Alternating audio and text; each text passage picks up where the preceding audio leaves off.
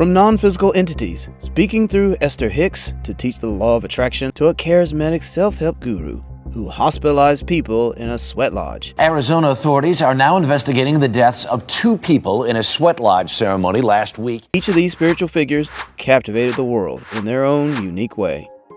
From the height of their influence, these spiritual celebrities made a choice that no one expected. They stepped back, retreated, and in some cases, completely disappeared. Why would they abandon the spotlight, their followers, and in some cases, everything they built? In this video, we're diving into the mysterious disappearances of spiritual teachers, uncovering real stories, controversies, and the deeper truths behind their retreats from public life. But if you stop now, you'll miss uncovering what really happened, why they disappeared, what drove them, and the surprising truths behind it all. Rhonda Byrne became a household name in 2006 with The Secret, a book and documentary that introduced millions to the law of attraction. That if you want something, I could lock you up in a room and padlock that room, and you ask for that and you know you have it, right? You know you have it now and it will come. But what happens when the very philosophy you introduced begins to lose its attraction?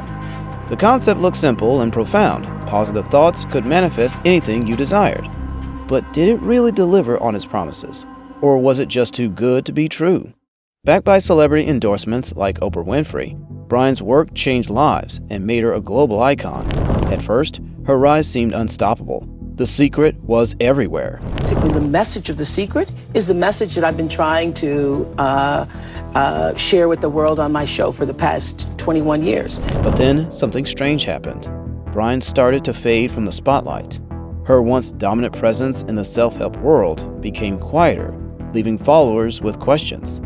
Did she lose faith in her teachings, or was the law of attraction losing its appeal?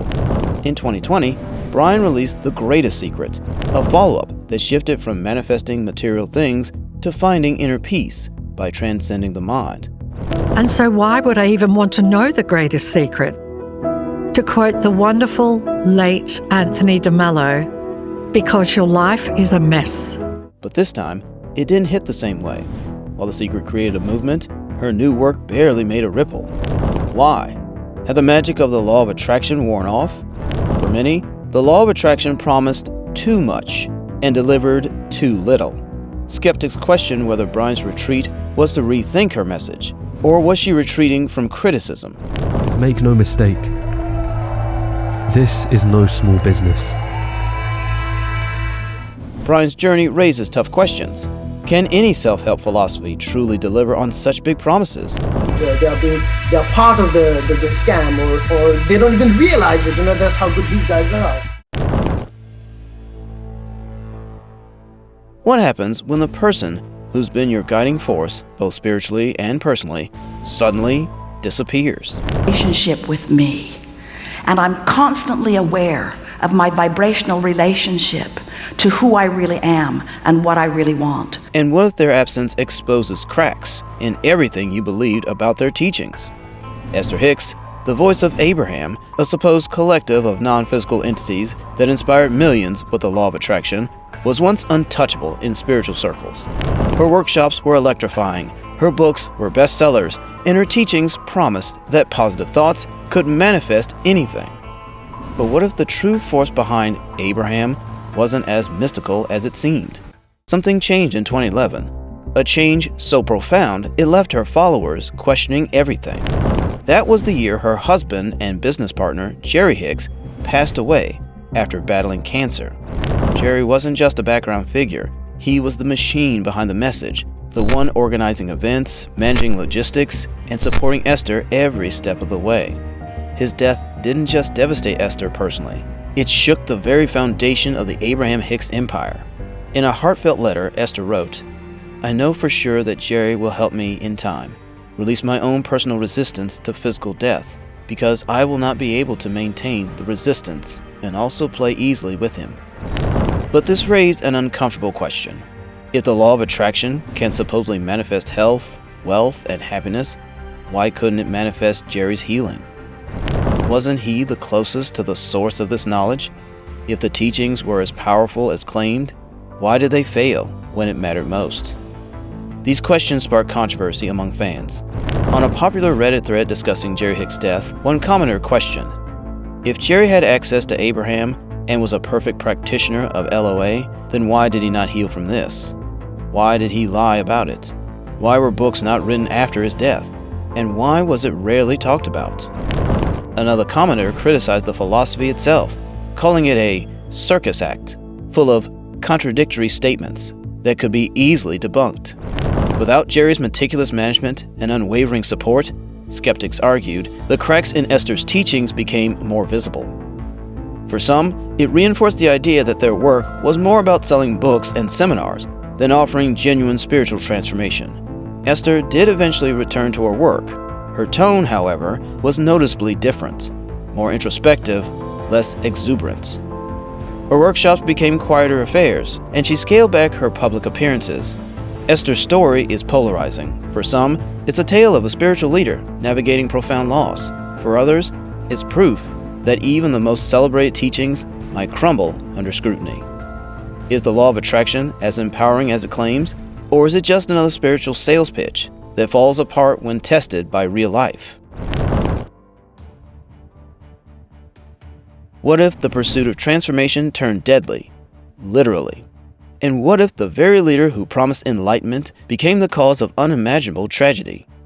Arizona authorities are now investigating the deaths of 2 people in a sweat lodge ceremony last week as a homicide. James Arthur Ray was once a superstar in the self-help industry. Known for his role in The Secret and his massive seminars on success and manifestation, Ray's charisma made him one of the most sought-after speakers of the early 2000s. And so, again, the law of attraction or the secret is about bringing that into your life, and you've got to get really, really clear. Here's the question I would ask you to consider. Do you treat yourself the way that you want other people to treat you? But in 2009, his meteoric rise came to a devastating halt. During one of his spiritual warrior events in Sedona, Arizona, some of his followers lost the battle of life in a sweat lodge that was meant to teach them how to overcome life's obstacles.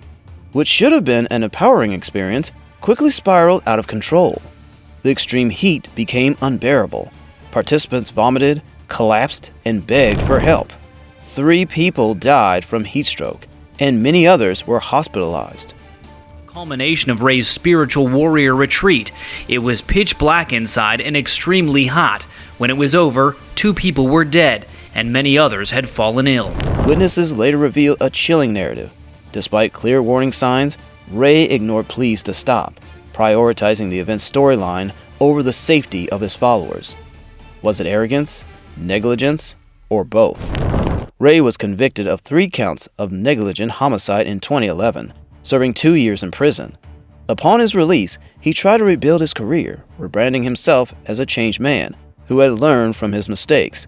Prison where James Arthur Ray is expected to be released just at any time now. He served 20 months in prison for negligent homicide. But the public wasn't so quick to forgive. Families of the victims, along with former followers, were outraged by his attempts to reclaim his platform. His workshops were met with skepticism, his reputation irreparably tarnished. Ray's story leaves us questioning the dangers of unchecked power in the self-help world.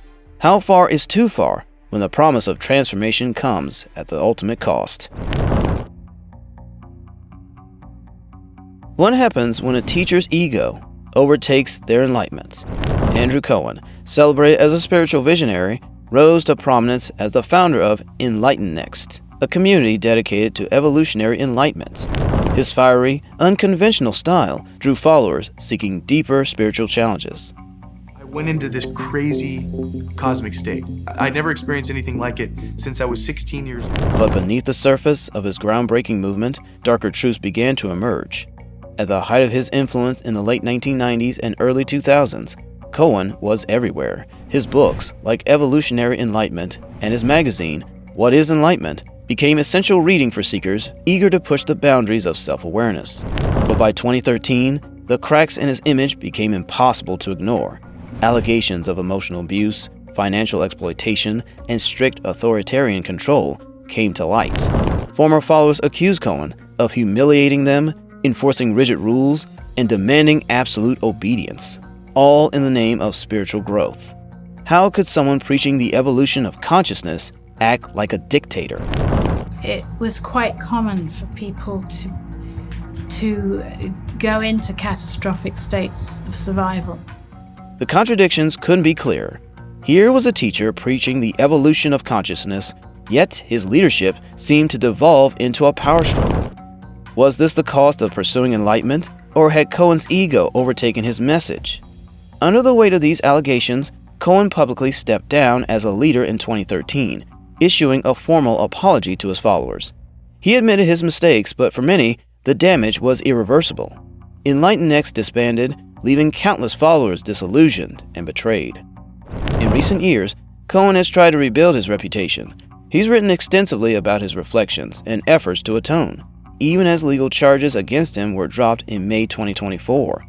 But many of his former followers remain unconvinced. To them, his apology and attempts at redemption feel hollow, unable to undo the pain caused. Cohen's story forces us to ask, can spiritual wisdom ever outweigh the flaws of the teacher who delivers it? What if the very act of chasing enlightenment could actually pull you further away from it? At the height of his fame, Eckhart Tolle revolutionized spiritual thinking with The Power of Now, a book that sold over 8 million copies globally and built a devoted following. The road to hell is paved with good intentions, because no matter how good your intentions are, when you're still trapped in the ego, it will always take you into conflict. But have you noticed how little we hear about him today? What happened to one of the most influential spiritual voices of our time?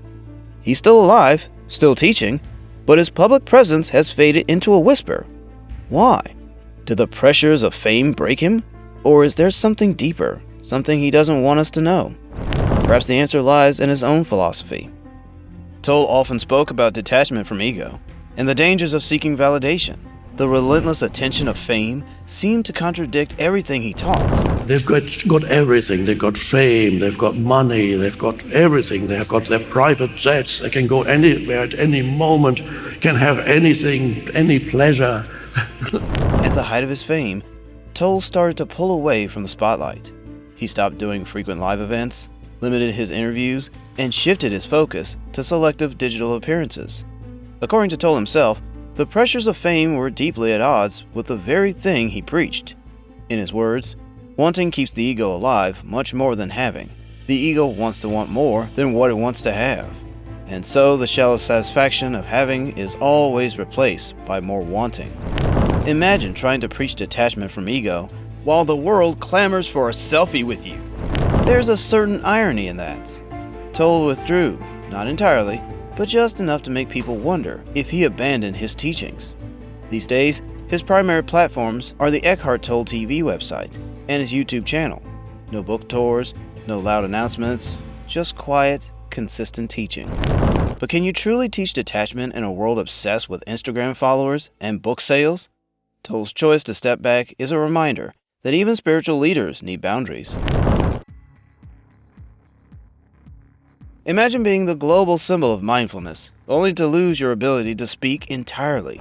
And you want to really rest. And you like to listen to the music of your breathing in and out. Your heart is playing music. How does a teacher known for life-changing words continue to inspire when all that's left is silence? And what does that silence really mean? Thich Nhat Hanh, often called the father of mindfulness, was one of the most influential spiritual leaders of our time. His books, like The Miracle of Mindfulness and Peace is Every Step, taught millions how to find peace in the present moment. For decades, his calm voice and powerful words shaped a global movement. After 39 years of exile, Thich Nhat Hanh was finally given permission to return to his homeland. But in November 2014, everything changed. Thich Nhat Hanh suffered a severe stroke that left him unable to speak. His once clear and wise teachings now had to be communicated through gestures, supported by his Mosaic community. Could the mindfulness movement carry on without the voice that had defined it? Some saw his silence as the ultimate lesson, a way of showing that mindfulness goes beyond words. But others began to question, without his voice, did the movement lose its power? Was mindfulness truly universal, or had it become too dependent on the man who taught it? In 2018, Thich Nhat Hanh returned to his birthplace in Vietnam, living his final years in quiet reflection until his passing in 2022. Monks all over the world have gathered to pay homage to one of their greatest leaders. His community worked tirelessly to keep his teachings alive, interpreting his silence as part of his message. And here's the harshest question of all. Can a practice designed to teach self-reliance truly prepare people for the silence of loss? Or does this expose just how much we depend on spiritual leaders to guide us, even in moments meant to empower us? Thich Nhat Hanh's silence wasn't just a personal tragedy, it was a test for the mindfulness movement itself. His legacy forces us to confront an uncomfortable reality. Is mindfulness truly about inner peace? Or has it become another movement, tied too closely to the man at its center? The answer may challenge everything we thought we knew about mindfulness. So, what do all these stories really teach us? That even the most enlightened beings are not immune to struggles, contradictions, or the limits of their own teachings. Their disappearances aren't just mysteries, they're cautionary tales about the hidden costs of spiritual leadership. If figures like these, with all their wisdom, stepped away to find peace or shield their legacies, what does that reveal about the pressures of enlightenment itself? Perhaps the real lesson isn't just about them, it's about us. What's stopping you from rethinking, questioning, or even stepping back to find your own balance? And with that, let's end today's video. So, why do you think these spiritual teachers chose to step away from the spotlight? Do you believe their teachings still hold value? Or did their disappearances change everything? Drop your comments below. Before you go, don't forget to check out my recent video,